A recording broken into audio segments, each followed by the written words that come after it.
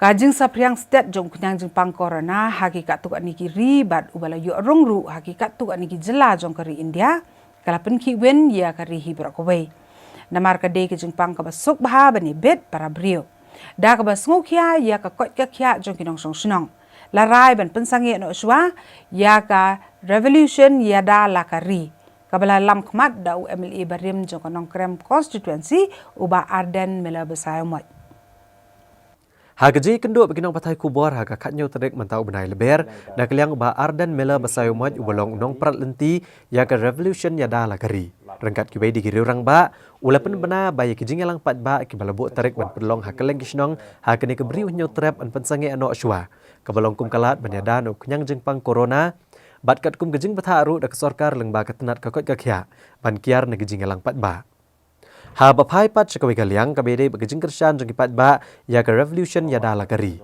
Hakini gesngi uba Arden mela basayomot ulapen paru usenyang jong kawi kalongyeng ban aimen siem ya kene gejing let ya lapat ba. Kata na kawi kalongyeng na kesnong lat nong krem na kayeng jong ikong agatha basayomot ibla klat no.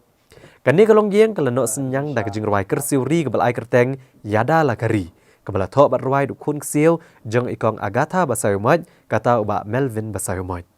Pi kani revolution kanum long ka political party kata ngaku aban kren da pasai ngalong pi kan long ka history not a political party but maybe it will become a history aning la yo ya kata ka jingtawa ka jing tamba ngimla aban ong pat kai ka ban mi adin kata te ngimtip kan ngimpala ban idupa ndai kani ka revolution ni kan long ka history laring la yo ya ka jingtawa namar ngin hab ban ya ki Cuba mentang lai snem nyimpat yo ke jing dawa kamut ba kani kan kut no ka jing ki kan nang khlai tendai ni ken nan bar kalong ka bala lingin yo no tang hapo kani ka snem arjar ar khoro ma kata kalong ka jing mi ti ke jing ye ka bab hatam tendai ngimtip kanu ka ngila ban convince kanu pai ba wai ka jing ka syani bangila ban convince ka government of India bahkan ai ye kani ka badi ka hok ka jing ke